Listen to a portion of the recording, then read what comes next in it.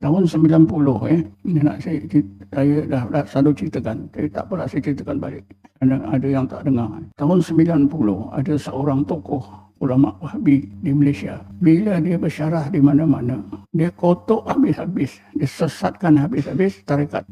Ada seorang ustaz namanya Ustaz Salim. Saya kenal sikit-sikit ya Ustaz Salim. Ustaz Salim ni sangat geram pada Ustaz Wahhabi ni. Geram sangat. Asyik dikotok, diejek, disesatkan tarekat. Jadi Ustaz Salim tu ajak saya bertemu ulama ni. Saya pun pergilah bertiga. Saya, Ustaz Salim dan seorang lagi kawan saya namanya Meja Majid. Meja Majid ni dia ikut tarekat Naqsabandiyah juga.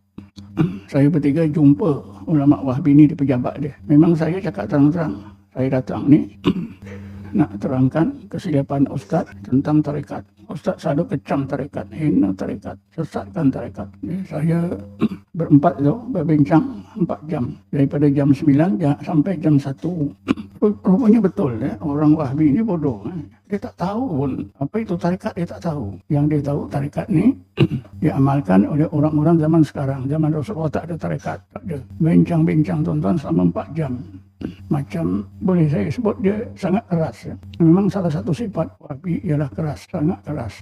Sikit pun dia tak mau betul angsur.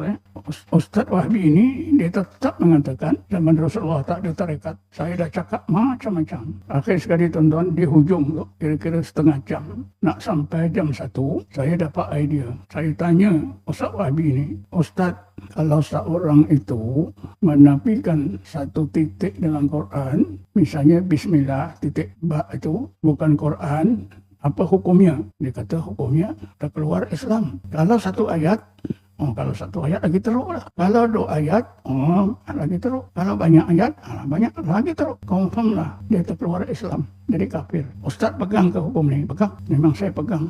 Sekarang macam ni Ustaz, cuba saya baca 2 ayat. Saya bacalah. Inna fi khalqis samawati wal ardi wa ikhtilafil laili wan nahari laayatin liulil albab alladzina yadhkuruna Allaha qiyaman wa qu'udan wa 'ala junubihim wa yatafakkaruna fi khalqis samawati wal ardi rabbana ma khalaqta hadza batila subhanaka faqina adzabannar.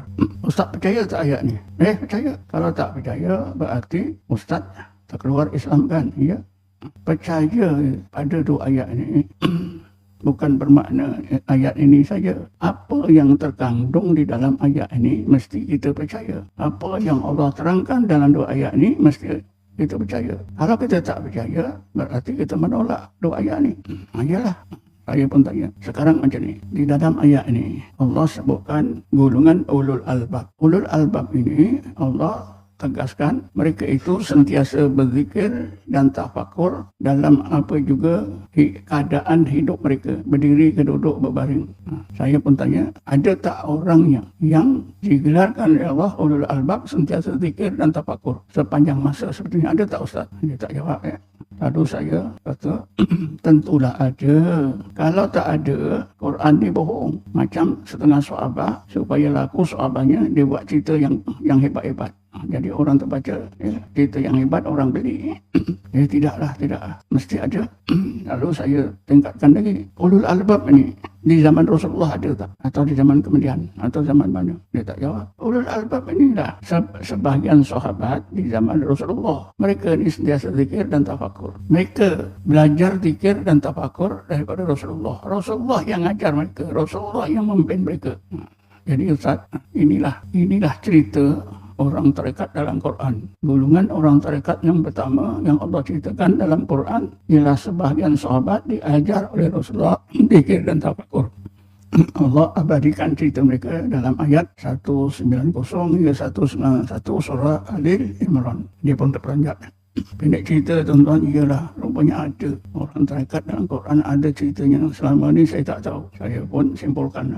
Sebab itu mulai sekarang Ustaz jangan kecam-kecam, jangan ejek-ejek, jangan sesatkan tarekat.